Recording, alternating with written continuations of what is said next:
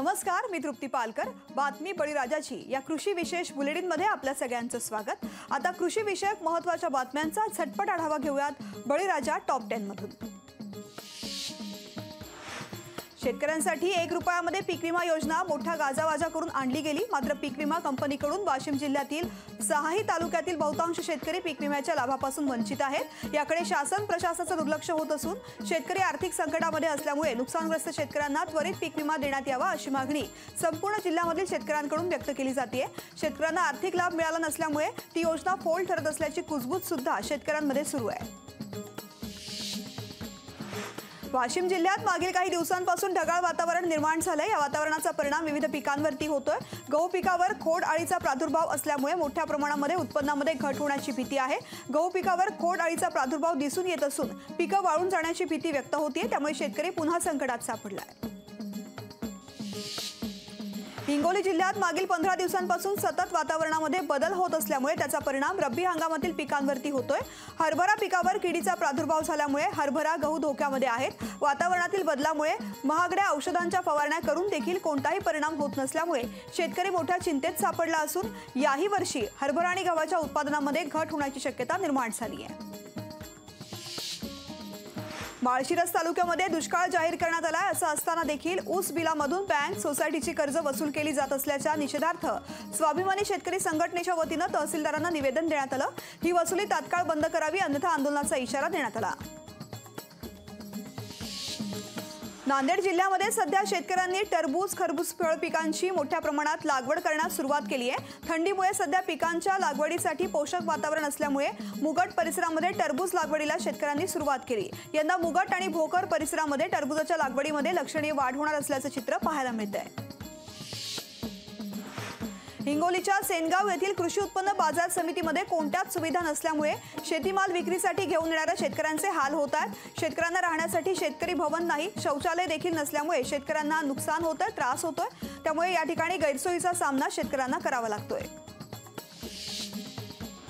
वाशिममध्ये पीक विम्याची 25% अग्रिम रकमेपासून अद्यापही 20,537 शेतकरी वंचित आहेत. इतर 2 लाखांवरती शेतकऱ्यांना विम्याची रक्कम मिळाली नाहीये. हिंगोली जिल्हा हळदीसाठी प्रसिद्ध असल्यामुळे शेतकरी मोठ्या प्रमाणामध्ये हळदीचं उत्पादन घेतात. याही वर्षी बाजारामध्ये हळदीला भाव मिळत असल्यामुळे हळदीची आवक घटलेली आहे. याही वर्षी भाव मिळत नसल्यामुळे हळदीची आवक घटलेली आहे. ऑगस्ट सप्टेंबर महिन्यामध्ये हळदीला 15 ते 16,000 भाव मिळत होता. मात्र यावेळी हळदीची आवक वाढलेली होती. आता हळदीला 11,500 रुपये प्रति क्विंटलला भाव मिळत असल्यामुळे हळदीची आवक घटली आहे. शेतकऱ्यांना भाववाढीची प्रतीक्षा आहे. स्वस्त धान्य दुकानामधील वितरण सुरळीत आणि पारदर्शक व्हावं यासाठी शासनाने तालुका आणि ग्रामपंचायत स्तरावरती दक्षता समित्या स्थापन करण्याचे आदेश दिले आहेत. मात्र पैठण तालुक्यामधील बहुतांश ग्रामपंचायतींमध्ये दक्षता समितीची स्थापनाच करण्यात आली नसल्याचं वास्तव आहे. तर काही ग्रामपंचायतींमध्ये समित्या कागदोपत्री असल्याचं चित्र असून दक्षता समित्या केवळ नावालाच उरल्या असल्याचं चित्र पाहायला मिळत आहे. नांदेड जिल्ह्यात ऊस काढणीला सुरुवात झाली आहे. ऊस काढणीला उशीर होत असल्यामुळे ऊस उत्पादक शेतकरी हवालदिल झाले होते. मात्र मुदखेड तालुक्यामधील ऊस काढणीला सुरुवात झाल्यामुळे शेतकरी समाधान व्यक्त करतात.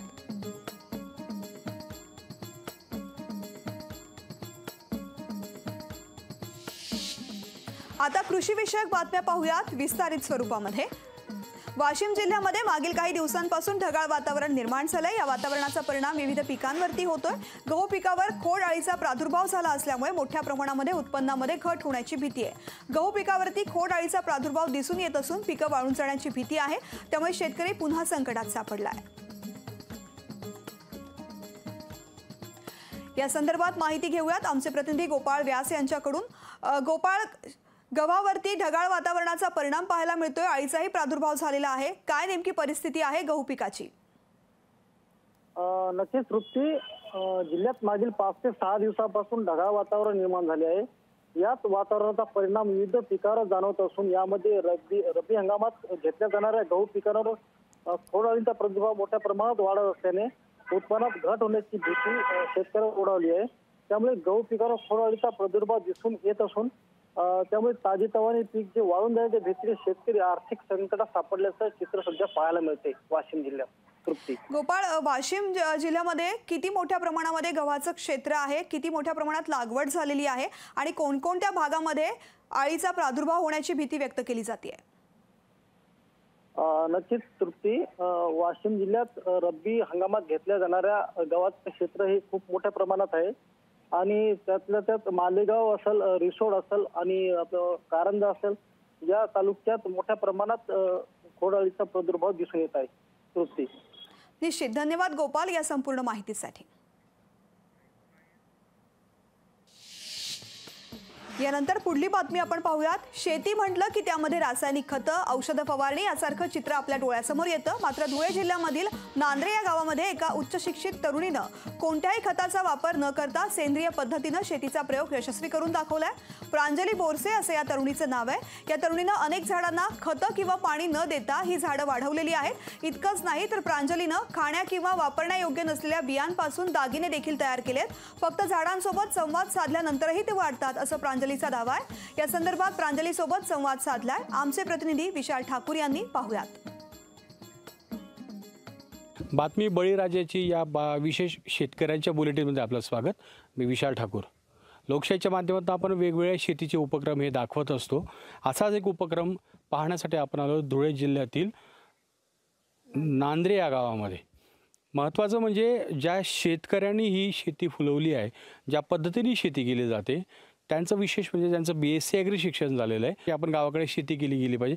त्यांच्याकडनं आपण त्यांची ही कहाणी जाणणार आहोत. कृषी महाविद्यालयात शिक्षण घेतल्यानंतर आपण गावाकडेही शेती करतायत. नेमकं कसा अनुभव होता? शेती करण्याच्या मागचा उद्देश काय होता? असं आहे की आजचं हे युग आहे ते स्वावलंबनाचं युग आहे. प्रत्येकाला इंडिपेंडंट व्हायला आवडतं. तर माझंही तेच आहे जे सगळ्यांचं होतं. फक्त स्वावलंबनाची व्याख्या काय? तर फक्त पैसे नाही, तर मी जे खाते किंवा माझं जे जगणं आहे ते मला उत्पादित, म्हणजे मी अन्न खाते आहे तर ते अन्न मला उत्पादित करता यायला पाहिजे, म्हणून शेती केली पाहिजे. आणि याच्यामध्ये सगळ्यांचं कल्याण आहे. मिलेट इयर स्पेशल साजरं करत असताना मिलेट्सच्या खाण्याच्या पलीकडच्या बाजू मी वेगवेगळ्या पद्धतीने मांडल्या. त्याच्यामध्ये मिलेट्सची कार्टून रूपचित्र काढली, त्याच्यावर कविता लिहिल्या, तर ते टी-शर्ट्स पण केलेले आहेत. तर ते माझं आर्टिस्टिक फार्म प्रोडक्ट आहे किंवा फॅशन प्रोडक्ट आहे. फॅशन इंडस्ट्री ही फार्मिंग इंडस्ट्रीच्या भिन्न आहे. असूच कोणतीच इंडस्ट्री फार्मिंग इंडस्ट्रीपासून लांब असूच शकत नाही, कारण का सगळे खाऊनच उद्योग करतात. पण त्याचं डायरेक्ट कनेक्शन कसं असलं पाहिजे ते पॅसिव्हली जसं सहज लक्षात येईल तसं मी मांडण्याचा प्रयत्न करते आहे. या प्रांजली बोरसे यांनी या शेतीमध्ये जे काही वेगळे प्रयोग केलेले, हे प्रयोग नक्कीच वाखाणण्याजोगे आहेत. असाच प्रयोग शेतकऱ्यांनी देखील केला पाहिजे असं आवाहन लोकशाही मराठी करत आहे. हिंगोली जिल्हा हळदीसाठी प्रसिद्ध असल्यामुळे शेतकरी मोठ्या प्रमाणामध्ये हळदीचं उत्पादन घेतात. या वर्षी सुद्धा बाजारामध्ये हळदीला भाव मिळत नसल्यामुळे हळदीची आवक घटलेली आहे. ऑगस्ट-सप्टेंबर महिन्यामध्ये हळदीला 15 ते 16 हजार भाव मिळत होता. मात्र त्यावेळी हळदीची आवक वाढलेली होती. आता हळदीला 11,500 रुपये प्रति क्विंटल भाव मिळत असल्यामुळे हळदीची आवक घटलेली आहे. शेतकऱ्यांना भाववाढीची प्रतीक्षा आहे. माझ्याजवळ सध्या हळद आहे, पण मागच्या 2-4 महिन्या 5-6 महिन्याच्या अगोदर 15, 20, 25 हजार रुपये भाव होता. तर आज तेच भाव 8-9 हजार रुपयावर आलेत. आणि अशा परिस्थितीमध्ये हळदीचे लागवड, खत, पाणी आणि फवारण्या ह्या भरपूर झालेल्या आहेत. पण हळदीचे भाव अगोदर 15, 16, 20 पर्यंत गेले ना, आता लगेच हळद येण्याची सुरुवात झाली आणि 8-9 हजार रुपयावर आलेत. तर हा भाव 15-16 हजार रुपये शासनाने द्यायला पाहिजे ते, आणि शेतकऱ्याचं चांगलं करायला पाहिजे ते. कापसाला दर मिळत नसल्यामुळे बळीराजा पुन्हा एकदा संकटात सापडलेला आहे. कापूस घरामध्येच पडून असल्यामुळे शेतकऱ्यांवरती आर्थिक संकट कोसळले. योग्य दर मिळत नसल्यामुळे लागवडीचा खर्च निघणं सुद्धा अवघड झालेलं असल्यामुळे शेतकऱ्यांसमोर नवं संकट उभं टाकलंय. पाहूयात हा खास रिपोर्ट.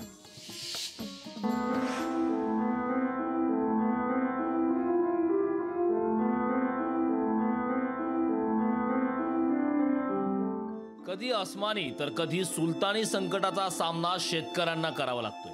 सध्या कापसाला दर मिळत नसल्याने शेतकरी हवालदिल झालाय. पैठण तालुक्यात गेल्या वर्षीच्या तुलनेत कापसाची लागवड कमी झाली नसली तरी आवक घटली आहे. यंदा आवक घटल्याने कापसाला चांगला भाव येईल असं शेतकऱ्यांना वाटलं, मात्र शेतकऱ्यांच्या पदरी निराशा पडली. कापसाला काय भावच नाही ना, मालच नाही झाले ना सर. उत्पन्नात एकरी 1.5-2 क्विंटल उत्पन्न, त्याला बी 5.5-6 बरोबर भाव नाही घेत कोणी, येतच नाही बेपारी कोणी. खर्च कसा निघा ना साहेब, त्याला खर्च किती येतो एकरी? 25-30 हजार रुपये खर्च येतो. खर्च कुठं निघा? 2 महिन्यांपूर्वी कापसाला 7,500 भाव मिळत होता. त्याच कापसाला सध्या 6,500 दरम्यान भाव मिळत आहे. कापसाचा हंगाम अल्पजीवी ठरला असून शेतकऱ्यांना नुकसान सहन करावं लागत आहे. कापसाला काय 7,000ला कमी घेऊन राहिले तर कापूस येऊन 6,500 रुपये मागून राहिले आता कापूस. मला तर काल 5.5 द्या म्हणलं तिथे. खर्च निघतोय काय? याचा खर्च निघतो काय? काय खर्च त्याला? खर्च किती आहे त्याला? गेल्या वर्षीच्या तुलनेत दर निम्म्यावर आल्याचं आज घडीला बाजारात विक्रीसाठी आलेल्या कापसावरून दिसतं. पैठणमध्ये शासकीय कापूस खरेदी यंदा झाली नाही. तालुक्यातील 6 जिनिंगवर खरेदी सुरू असून आतापर्यंत 50,000 पेक्षा जास्त खासगी खरेदी सुरू आहे. मागील वर्षीच्या तुलनेत कापसाची आवक कमी असल्याची माहिती बाजार समितीचे सचिव नितीन विखे यांनी दिली. एकूण 6 जिनिंगवर सद्यस्थितीत खरेदी सुरू आहे. सद्यस्थितीमध्ये 50,000 क्विंटलपेक्षा जास्त खाजगी खरेदी झालेली आहे. पैठण तालुक्यामध्ये अद्याप कुठलेही शासकीय कापूस खरेदी केंद्र सुरू झालेले नाही, परंतु येत्या काही दिवसामध्ये पाचोड येथे कालिका जिनिंगमध्ये CCI द्वारा खरेदी केंद्र सुरू होण्याची शक्यता आहे. जास्त भाव मिळेल या अपेक्षेने घरात ठेवलेल्या कापसामुळे ॲलर्जीचे आजार सुरू झाले. काही शेतकऱ्यांनी तर कमी दरात कापूस विक्री केल्याने खर्च निघाला नसल्याचं शेतकरी सांगतायत. अस्मानी संकटाबरोबर आता सुलतानी संकट उभं राहिलं असल्याने आवक घटल्याने कापसाला चांगला भाव येईल असं शेतकऱ्यांना वाटतं. मात्र शेतकऱ्यांच्या पदरी निराशाच पडली. सुरेश वायभट, लोकशाही मराठी, पैठण.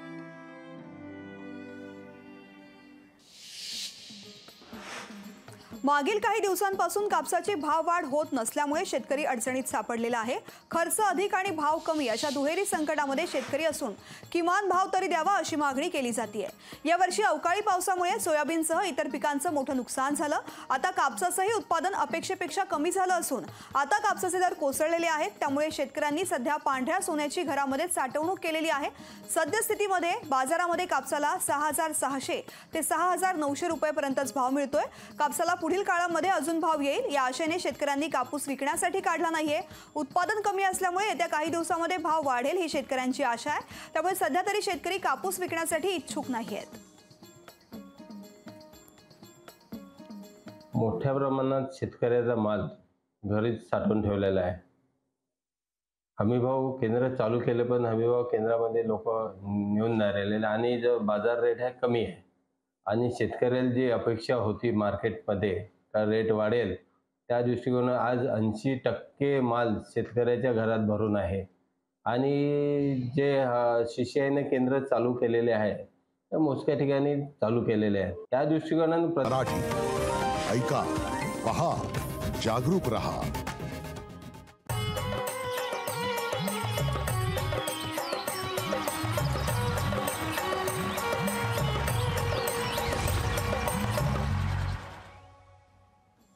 नमस्कार, मी तृप्ती पालकर. बातमी बळीराजाची या कृषी विशेष बुलेटिनमध्ये आपल्या सगळ्यांचं स्वागत. आता कृषी विषयक महत्त्वाच्या बातम्यांचा झटपट आढावा घेऊयात बळीराजा टॉप 10 मधून. शेतकऱ्यांसाठी 1 रुपयामध्ये पीक विमा योजना मोठा गाजावाजा करून आणली गेली. मात्र पीक विमा कंपनीकडून वाशिम जिल्ह्यातील 6 तालुक्यातील बहुतांश शेतकरी पीक विम्याच्या लाभापासून वंचित आहेत. याकडे शासन प्रशासनाचं दुर्लक्ष होत असून शेतकरी आर्थिक संकटामध्ये असल्यामुळे नुकसानग्रस्त शेतकऱ्यांना त्वरित पीक विमा देण्यात यावा अशी मागणी संपूर्ण जिल्ह्यामधील शेतकऱ्यांकडून व्यक्त केली जाते. शेतकऱ्यांना आर्थिक लाभ मिळाला नसल्यामुळे ती योजना फोल ठरत असल्याची कुजबूज सुद्धा शेतकऱ्यांमध्ये सुरू आहे. वाशिम जिल्ह्यात मागील काही दिवसांपासून ढगाळ वातावरण निर्माण झालंय. या वातावरणाचा परिणाम विविध पिकांवरती होतोय. गहू पिकावर खोड अळीचा प्रादुर्भाव असल्यामुळे मोठ्या प्रमाणामध्ये उत्पन्नामध्ये घट होण्याची भीती आहे. गहू पिकावर खोड अळीचा प्रादुर्भाव दिसून येत असून पिकं वाळून जाण्याची भीती व्यक्त होतीये. त्यामुळे शेतकरी पुन्हा संकटात सापडलाय. हिंगोली जिल्ह्यात मागील 15 दिवसांपासून सतत वातावरणामध्ये बदल होत असल्यामुळे त्याचा परिणाम रब्बी हंगामातील पिकांवरती होतोय। हरभरा पिकावर किडीचा प्रादुर्भाव झाल्यामुळे हरभरा गहू धोक्यामध्ये आहेत। वातावरणातील बदलामुळे महागड्या औषधांच्या फवारण्या करून देखील कोणताही परिणाम होत नसल्यामुळे शेतकरी मोठ्या चिंतेत सापडला असून याही वर्षी हरभरा आणि गव्हाच्या उत्पादनामध्ये घट होण्याची शक्यता निर्माण झाली आहे। माळशिरस तालुक्यामध्ये दुष्काळ जाहीर करण्यात आलाय। असं असताना देखील ऊस बिलामधून बँक सोसायटीची कर्ज वसूल केली जात असल्याच्या निषेधार्थ स्वाभिमानी शेतकरी संघटनेच्या वतीनं तहसीलदारांना निवेदन देण्यात आलं। ही वसुली तात्काळ बंद करावी अन्यथा आंदोलनाचा इशारा देण्यात आला। नांदेड जिल्ह्यामध्ये सध्या शेतकऱ्यांनी टरबूज खरबूज फळ पिकांची मोठ्या प्रमाणात लागवड करण्यास सुरुवात केली आहे। थंडीमुळे सध्या पिकांच्या लागवडीसाठी पोषक वातावरण असल्यामुळे मुगट परिसरामध्ये टरबूज लागवडीला शेतकऱ्यांनी सुरुवात केली। यंदा मुगट आणि भोकर परिसरामध्ये टरबूजाच्या लागवडीमध्ये लक्षणीय वाढ होणार असल्याचं चित्र पाहायला मिळतंय। हिंगोलीच्या सेनगाव येथील कृषी उत्पन्न बाजार समितीमध्ये कोणत्याच सुविधा नसल्यामुळे शेतीमाल विक्रीसाठी घेऊन येणाऱ्या शेतकऱ्यांचे हाल होत आहेत। शेतकऱ्यांना राहण्यासाठी शेतकरी भवन नाही, शौचालय देखील नसल्यामुळे शेतकऱ्यांना नुकसान होतंय, त्रास होतोय। त्यामुळे या ठिकाणी गैरसोयीचा सामना शेतकऱ्यांना करावा लागतोय। वाशिममध्ये पीक विम्याची 25% अग्रिम रकमेपासून अद्यापही 20,537 शेतकरी वंचित आहेत। इतर 2 लाखांवरती शेतकऱ्यांना विम्याची रक्कम मिळाली नाहीये। हिंगोली जिल्हा हळदीसाठी प्रसिद्ध असल्यामुळे शेतकरी मोठ्या प्रमाणामध्ये हळदीचं उत्पादन घेतात। याही वर्षी बाजारामध्ये हळदीला भाव मिळत असल्यामुळे हळदीची आवक घटलेली आहे। याही वर्षी भाव मिळत नसल्यामुळे हळदीची आवक घटलेली आहे। ऑगस्ट सप्टेंबर महिन्यामध्ये हळदीला 15 ते 16,000 भाव मिळत होता, मात्र यावेळी हळदीची आवक वाढलेली होती। आता हळदीला 11,500 रुपये प्रति क्विंटलला भाव मिळत असल्यामुळे हळदीची आवक घटली आहे। शेतकऱ्यांना भाववाढीची प्रतीक्षा आहे। स्वस्त धान्य दुकानामधील वितरण सुरळीत आणि पारदर्शक व्हावं यासाठी शासनाने तालुका आणि ग्रामपंचायत स्तरावरती दक्षता समित्या स्थापन करण्याचे आदेश दिलेत। मात्र पैठण तालुक्यामधील बहुतांश ग्रामपंचायतींमध्ये दक्षता समितीची स्थापनाच करण्यात आली नसल्याचं वास्तव आहे। तर काही ग्रामपंचायतींमध्ये समित्या कागदोपत्री असल्याचं चित्र असून दक्षता समित्या केवळ नावालाच उरल्या असल्याचं चित्र पाहायला मिळतंय। नांदेड जिल्ह्यात ऊस काढणीला सुरुवात झाली आहे। ऊस काढणीला उशीर होत असल्यामुळे ऊस उत्पादक शेतकरी हवालदिल झाले होते, मात्र मुदखेड तालुक्यामधील ऊस काढणीला सुरुवात झाल्यामुळे शेतकरी समाधान व्यक्त करतात।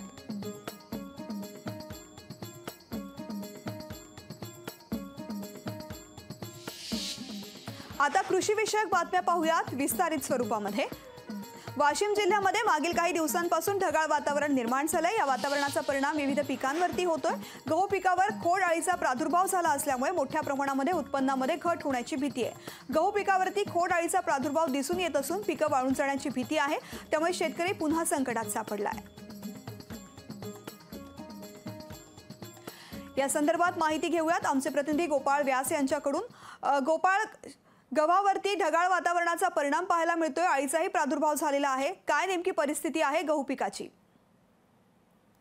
नक्कीच तृप्ती, जिल्ह्यात मागील 5 ते 6 दिवसापासून ढगाळ वातावरण निर्माण झाले आहे।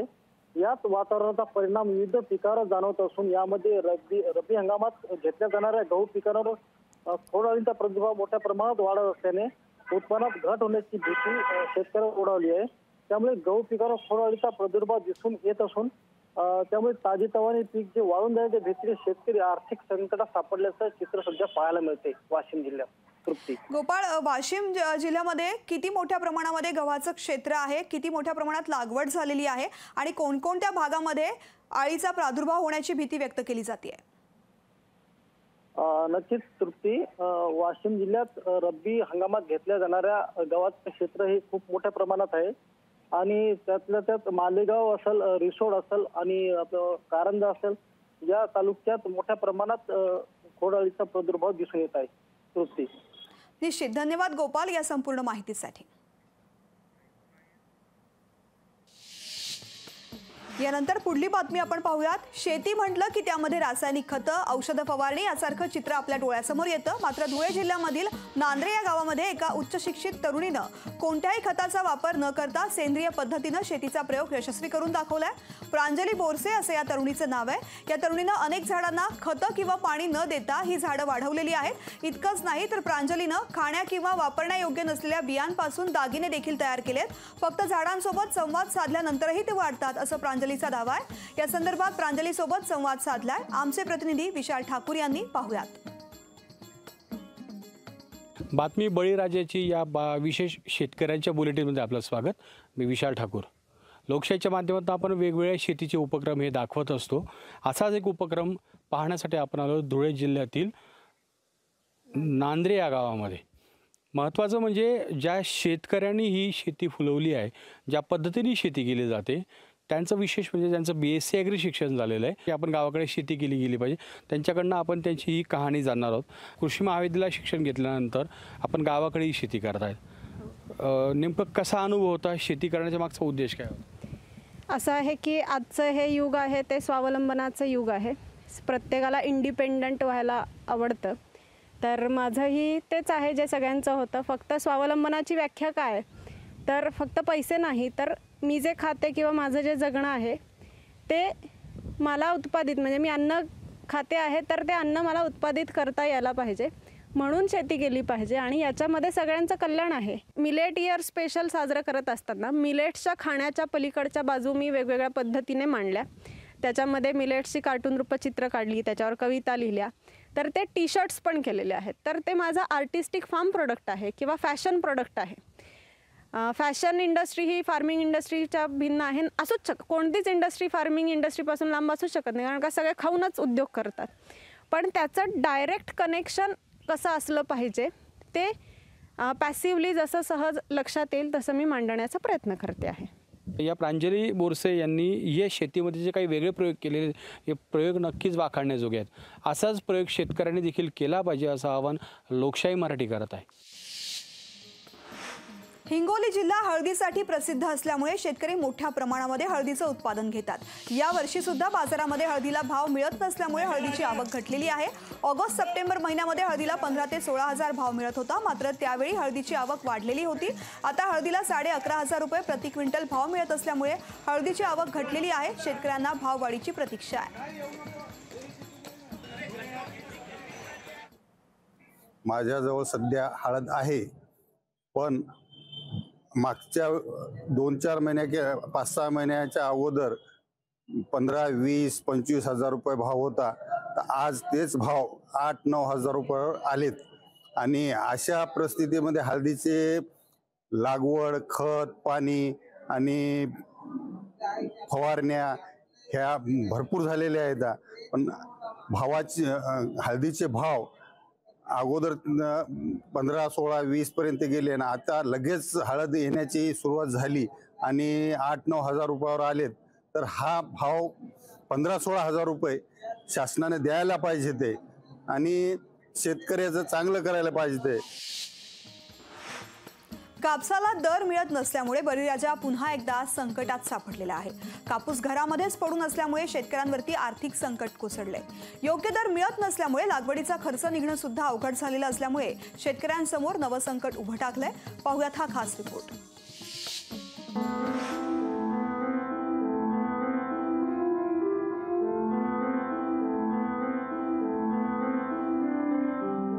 कधी अस्मानी तर कधी सुलतानी संकटाचा सामना शेतकऱ्यांना करावा लागतोय। सध्या कापसाला दर मिळत नसल्याने शेतकरी हवालदिल झालाय। पैठण तालुक्यात गेल्या वर्षीच्या तुलनेत कापसाची लागवड कमी झाली नसली तरी आवक घटली आहे। यंदा आवक घटल्याने कापसाला चांगला भाव येईल असं शेतकऱ्यांना वाटलं, मात्र शेतकऱ्यांच्या पदरी निराशा पडली।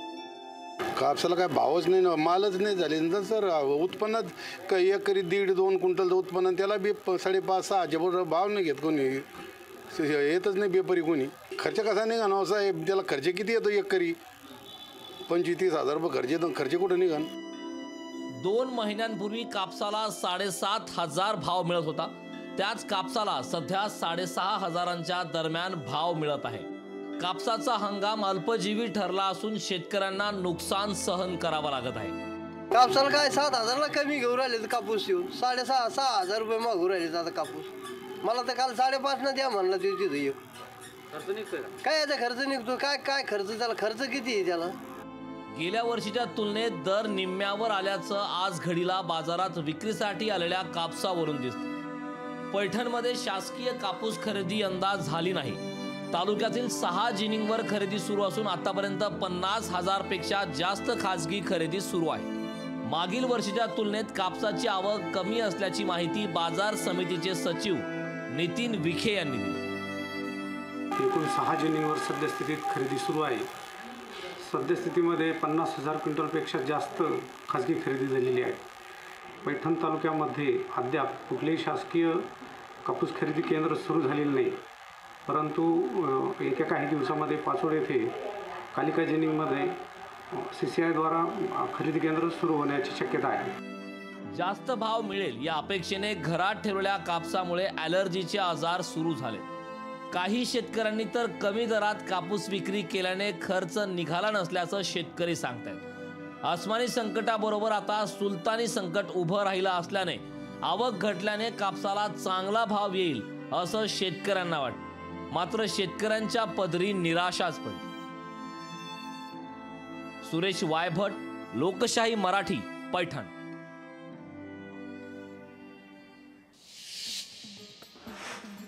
मागील काही दिवसांपासून कापसाची भाव वाढ होत नसल्यामुळे शेतकरी अडचणीत सापडलेला आहे। खर्च अधिक आणि भाव कमी अशा दुहेरी संकटामध्ये शेतकरी असून किमान भाव तरी द्यावा अशी मागणी केली जाते। यावर्षी अवकाळी पावसामुळे सोयाबीनसह इतर पिकांचं मोठं नुकसान झालं। आता कापसाचंही उत्पादन अपेक्षेपेक्षा कमी झालं असून आता कापसाचे दर कोसळलेले आहेत। त्यामुळे शेतकऱ्यांनी सध्या पांढऱ्या सोन्याची घरामध्ये साठवणूक केलेली आहे। सद्यस्थितीमध्ये बाजारामध्ये कापसाला 6,600 ते 6,900 रुपयेपर्यंतच भाव मिळतोय। कापसाला पुढील काळामध्ये अजून भाव येईल या आशेने शेतकऱ्यांनी कापूस विकण्यासाठी काढला नाहीये। उत्पादन कमी असल्यामुळे येत्या काही दिवसांमध्ये भाव वाढेल ही शेतकऱ्यांची आशा आहे। त्यामुळे सध्या तरी शेतकरी कापूस विकण्यासाठी इच्छुक नाहीयेत। मोठ्या प्रमाणात शेतकऱ्याचा माल घरीच साठवून ठेवलेला आहे। हमीभाव केंद्र चालू केले, पण हमीभाव केंद्रामध्ये लोक नेऊन नाही राहिलेले आणि जो बाजार रेट आहे कमी आहे आणि शेतकऱ्याला जी अपेक्षा होती मार्केटमध्ये का रेट वाढेल, त्या दृष्टिकोनाने आज 80% माल शेतकऱ्याच्या घरात भरून आहे। आणि जे CCIने केंद्र चालू केलेले आहे त्या मोजक्या ठिकाणी चालू केलेले आहे। त्या दृष्टिकोनाने प्रत्येक तालुक्यात CCIचं केंद्र चालू झालं पाहिजे। त्या दृष्टीने या सरकारनं प्रयत्न केले पाहिजे। शेतकऱ्याला दिलासा देण्याचं काम सरकारच्या माध्यमातून होत नाही आहे। न्याय द्यायचा असेल तर हमीभाव प्रत्येक तालुक्यात चालू झाले पाहिजे। अहमदनगर शहरासह परिसरामध्ये शुक्रवारी रात्री पाऊस आणि वादळी वाऱ्याने चांगलंच झोडपून काढलंय। मात्र या वादळी पावसामुळे पुन्हा एकदा शेतकऱ्यांच्या डोळ्यात अश्रू आलेत। नगर तालुक्यामधील खंडाळा, खडकी परिसरामध्ये गावांमध्ये मोठ्या प्रमाणात गहू, बाजरी, मका आणि हरभऱ्याचं पीक घेतलं जातं। जानेवारी महिना थंडीमुळे पिकांसाठी पोषक वातावरणाचा असतो। मात्र ऐन थंडीच्या दिवसातच पावसाने हजेरी लावल्यामुळे उभी असलेली ज्वारी, मका, गहू आणि हरभऱ्याची पिकं संपूर्णपणे आडवी झालेली आहेत। त्यामुळे शेतकऱ्यांच्या डोळ्यामध्ये पुन्हा एकदा आसमानी संकटामुळे पाणी आलंय। 2 महिन्यांपूर्वीच अवकाळी पावसाने शेतकऱ्यांना संकटात टाकलं होतं। त्या संकटातून एकदा शेतकरी बाहेर पडत असतानाच जानेवारी महिन्यामध्ये अचानकच झालेल्या पावसामुळे आणि वातावरणातील बदलामुळे पिकं अडचणीमध्ये आलेली आहेत। आधी झालेल्या नुकसानीची भरपाई सरकारकडून अजून काही शेतकऱ्यांना मिळालीच नाही। तोच पुन्हा आसमानी संकटाला शेतकऱ्यांना सामोरं जावं लागतंय। त्यामुळे आता सरकारकडून लवकरात लवकर मदत मिळावी अशी शेतकऱ्यांची आशा आहे। आमच्या हातात तोंडाला आलेलं पीक आहे ना संपूर्ण नष्ट झालेलं आहे। काय आता जवळजवळ होरडा होण्याची पाळी होती, पण सगळं पीक असे खाली जमिनीला झोपलेलं आहे। त्याचा काढवा सुद्धा होण्याच्या लायकीचं नाही, काढता येणार नाही। सगळं पीक सडून जायच्या मार्गात आहे। त्याच्यामुळे आता आम्ही एकदम हातबल झालेले आहे। पण सरकारने आम्हाला काही का होईना त्याची आम्हाला निदान भरपाई द्यावा एवढी विनंती। तरी आमचा शेतकरी थोडासा काहीतरी आम्हाला दिलासा, सगळ्याच पिकांची नुकसान झालेली। मग ते आता आपण काहीतरी थोडंफार सरकारने आमच्याकडे लक्ष देऊन आम्हाला काहीतरी भरपाई द्यावा ही सरकारला नम्र विनंती हो। साई मंदिरातील फुलं आणि हारावरील बंदी उठवावी अशी मागणी शिर्डी परिसरातील फुल उत्पादक शेतकरी करतात। गुलाब शेती करणाऱ्या हार फुल विक्रेते, प्रसाद विक्रेत्यांचं नुकसान होत असल्यामुळे सर्वांमध्ये नाराजी आहे। शिर्डीच्या साई मंदिरामध्ये रोज लाखो भाविक दर्शनासाठी येत असतात। त्यामुळे बागायतदारांना चांगलंच उत्पन्न मिळत होतं। मात्र या निर्णयामुळे शिर्डी परिसरातील हजारो एकर फुलशेती अडचणीत आहे। फुल हारावरील बंदी असल्यामुळे फुल उत्पादक शेतकरी आर्थिक संकटात सापडलाय। आमच्या फुलांना आजही शिर्डी मार्केटमध्ये आजचा भाव 10 रुपये 15 रुपये शेकडा चालू आहे आणि बाहेरच्या मार्केटमध्ये पण 30 रुपये ते 40 रुपये किलो भाव चालू आहे।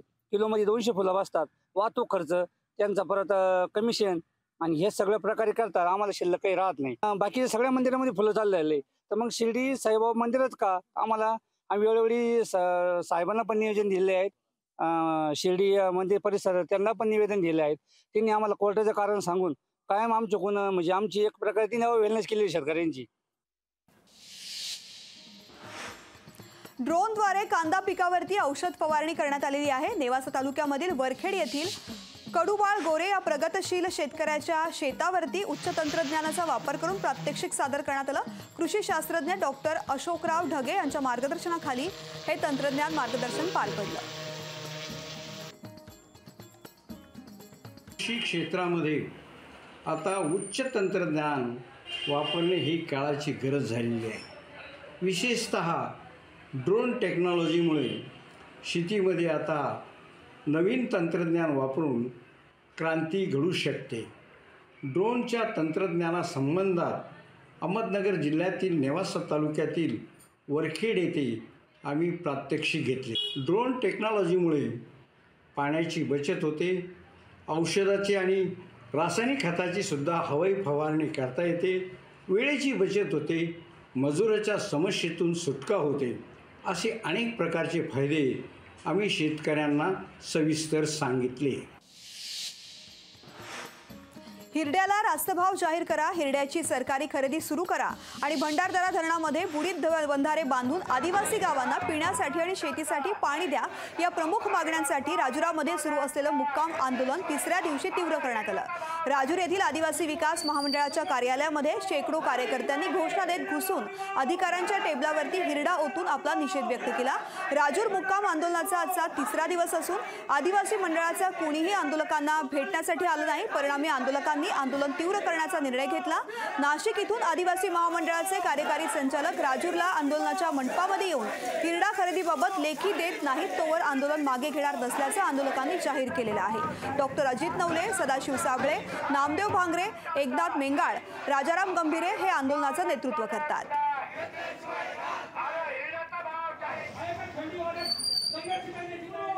आदिवासी शेतकऱ्यांच्या उत्पन्नाचं मुख्य साधन असणाऱ्या हिरडा पिकाला रास्त भाव मिळावा आणि सरकारच्या वतीने बाळ हिरड्याची सरकारी खरेदी व्हावी. मुक्काम आंदोलन सुरू आहे. आंदोलनाकडे दुर्लक्ष केल्यामुळे आज आंदोलकांचा उद्रेक झाला. प्रचंड मोर्चा काढून आज महामंडळाच्या कार्यालयात आदिवासी कार्यकर्ते आणि शेतकरी कार्यकर्ते घुसले आणि त्यांनी हिरड्याचे पोतेच्या पोते आदिवासी महामंडळाच्या कार्यालयाच्या मध्ये टेबलवर ओतून आपला निषेध व्यक्त केलेला आहे. हे आंदोलन पुढेही सुरू राहणार आहे. सरकारने अधिक अंत पाहू नये, आदिवासी शेतकऱ्यांच्या मागण्यांना न्याय द्यावा अशा प्रकारची मागणी किसान सभेच्या वतीनं आम्ही करतो आहोत. मका पिकामध्ये लष्करी अळीचं संकट कायम असल्याचं समोर आलंय. 2 फवारण्या घेऊन सुद्धा समस्या जैसे थेच असल्यामुळे शेतकरी मेटाकुटीस आलेला आहे. कृषी विभागाने यासंबंधी कुठलेही उपाय योजलेले नाहीयेत. कुठलीही जनजागृती निविष्ठांबाबत मार्गदर्शन उपक्रम घेतला नाहीये. यामुळे अधिकाऱ्यांना कृषी केंद्र चालकांचं त्रोटक मार्गदर्शन आणि त्यांच्याकडून खरेदी केलेल्या निविष्ठा संप्रेरकांवरती अवलंबून राहावं लागतंय. त्यामुळे मोठा खर्च झालेला आहे. त्यांच्यापर्यंत योग्य प्रभावी उपाययोजना कृषी विभागाने पोहोचवल्या नसल्याची सद्यस्थिती आहे. आपल्या खानदेशामध्ये मका पीक हे आता कापसाला भाव नसल्यामुळे शेतकरी मका पिकाकडे वळलेले आहे. परंतु मका पीक घेणं इथलं कपाशीपेक्षा लाल्या रोगापेक्षा सुद्धा अवघड झालेलं आहे. मक्यावर लष्करी अळीचा प्रादुर्भाव हा सातत्याने भरपूर वाढत आहे. परंतु कृषी केंद्र कृषी अधिकारी याकडे जातीनं लक्ष देत नाही आणि त्याच्यावर आळा घालण्यासाठी कुठलाही परिणाम या शेतकऱ्याला सुचवत नाही. सर्वतर शेतकऱ्याला प्रामाणिक औषधी देऊन काही प्रादुर्भावापासून वाचवण्यासाठी त्यांनी मदत करावी. माळ रानावरती पडीक असलेली जमीन शेतीयोग्य बनवून त्यावरती सेंद्रिय पद्धतीनं हळद शेतीचा प्रयोग लातूर जिल्ह्यातील एका शेतकऱ्यानं यशस्वी करून दाखवलाय. हळद शेतीच्या लागवडीचा खर्च वजा जाता यंदा त्यांना जवळपास 5 ते 6 लाख रुपयांचा नफा मिळण्याची अपेक्षा आहे. मुरलीधर नागटिळक यांनी 1.5 एकर शेतीमध्ये हळदीचं पीक घेतलंय. साधारणपणे 1.5 एकर शेतीला 12 क्विंटल बियाणं लागतं. नागटिळक यांच्याकडे स्वतःचं बियाणं असल्यामुळे त्यांना 1.5 एकराला 1.5 लाख रुपये खर्च आलाय. सर्व हळद लागवड आणि काढणीचा खर्च किमान 2 लाख रुपये इतका लागतो. हळदीला असणारा बाजारभाव पाहता खर्च वगळून त्यांना हळदीमधून 7 ते 8 लाख रुपये उत्पन्न मिळण्याची अपेक्षा आहे. खर्च वजा करता नाग टिळक यांना 5 लाख रुपये निव्वळ नफा मिळेल अशी अपेक्षा आहे. माझ्याकडे 1.5 एकर हळदीचा प्लॉट आहे. हळद एक परवडेबल पीक आहे आणि याला साधारण 8 ते 9 हजार रुपये आतापर्यंत रेट होते, पण यावर्षी हळदीचे रेट बरेच वाढलेले, 15-16 हजारपर्यंत तर आता सध्या आहेत. मला एक 10-12ची तरी कमीत कमी पुढे अपेक्षा आहे. समजा कमी बी झाले तर 10-12 हजार रुपये क्विंटल तर सहज जाईल. त्याच्यामुळं चांगले पैसे होण्याची शक्यता आहे. यामध्ये एकरी 7 ते 8 क्विंटल बियाणं लागतंय. साधारण 3,000 रुपये क्विंटल प्रमाणे बियाणं मिळतं. त्याचं 7-8 लाख रुपयाचं जरी उत्पन्न झालं, म्हणजे रेट जर चांगले मिळाले तर 7-8 लाख रुपये हमखास होतील. 1-2 लाख रुपये गेले तरी बी मला एक 4-4.5 लाख रुपये 5 लाख रुपयापर्यंत नक्की पैसे राहू शकतात.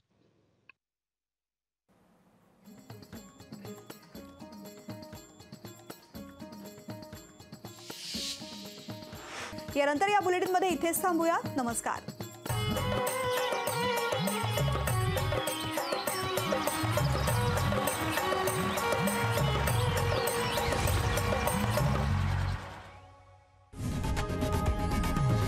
लोकशाही मराठी ऐका, पहा, जागरूक रहा.